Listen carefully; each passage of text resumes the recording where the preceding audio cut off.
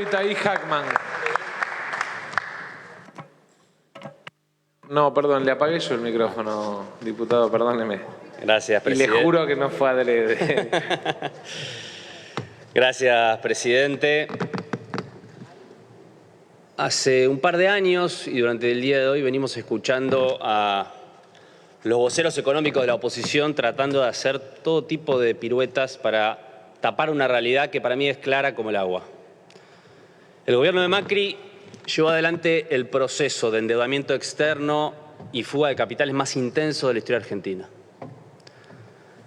Y remarco de endeudamiento externo porque un concepto perdido en el debate público, donde se habla de la deuda pública, mezclando deudas de distinta denominación y características. La Argentina no tiene una crisis de deuda pública. La Argentina tiene una crisis de deuda externa, de deuda en dólares con acreedores externos y con el Fondo Monetario Internacional.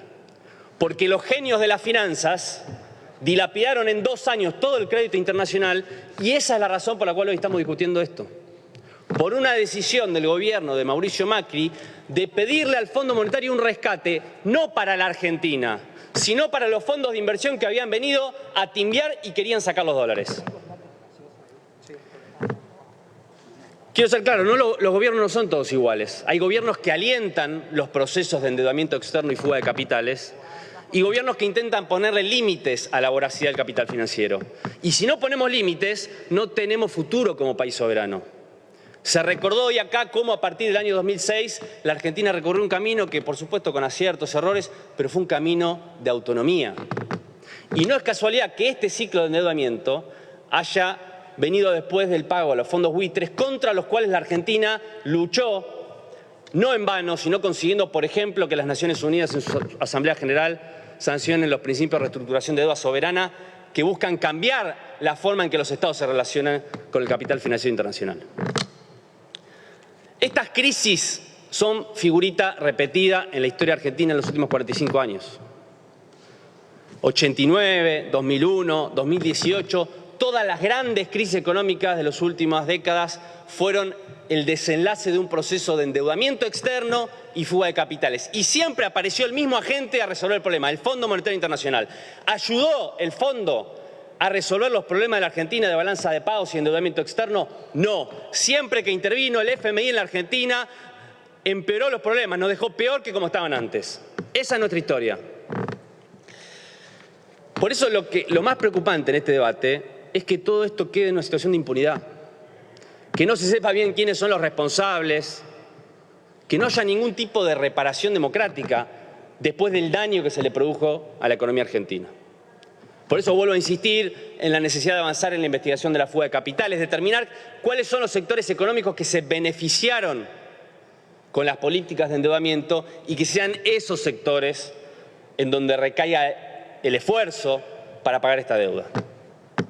Dicho todo esto, presidente, creo que obviamente es de público conocimiento que hay un conjunto de diputados y diputadas del Frente de Todos que no vamos a acompañar este proyecto y quiero explicar brevemente y con todo respeto mis razones. Creo que este acuerdo es el resultado de una estrategia de negociación limitada o encorsetada dentro de las reglas tradicionales del fondo. Seguramente por la convicción de que no había o no se podía transitar un camino alternativo. Y estoy seguro que esas reglas que implican que el fondo impone de que no se pueden hacer acuerdos mayores a 10 años, que no se puede hacer quitas de capital, de intereses, ni siquiera de las sobretasas injustas que insistió nuestro ministro de Economía. Estoy seguro que el presidente de la Nación, que el ministro de Economía, que todos los integrantes del bloque del Frente de Todos que van a votar a favor, lo hacen con las mismas convicciones, con los mismos principios y con los mismos objetivos que tenemos quienes no vamos a acompañar hoy este proyecto. Y que tenemos diferencias, matices de diagnóstico y que es muy importante algo que en algún momento dijo nuestro presidente de bloque. Las diferencias que tenemos entre quienes debatimos cuál es la mejor manera de resolver este problema de cuál es el mejor camino para transitar son infinitamente menores de las diferencias que tenemos con quienes generaron este problema. En mi convicción, este acuerdo, originalmente por 57.000 millones de dólares, que violó el convenio constitutivo del Fondo Monetario, que le implica una responsabilidad del Fondo no solamente en el otorgamiento del crédito, sino también en la displicencia posterior, cuando frente al fracaso del programa siguió girando los desembolsos, esa responsabilidad hoy no está. Y el Fondo nos impone sus reglas como si fueran un mandato divino que no se pueden discutir. Tampoco creo que es evidente que con el acuerdo vayamos a conseguir la tranquilidad macroeconómica, porque las revisiones trimestrales nos someten a un escrutinio permanente en un contexto geopolítico global muy complicado, con precios de la energía que complican algunas de las metas, con un organismo eminentemente político. En definitiva, veo difícil que logremos un proceso de crecimiento sostenido, con expansión del mercado interno, con redistribución del ingreso, con las reglas actuales del fondo.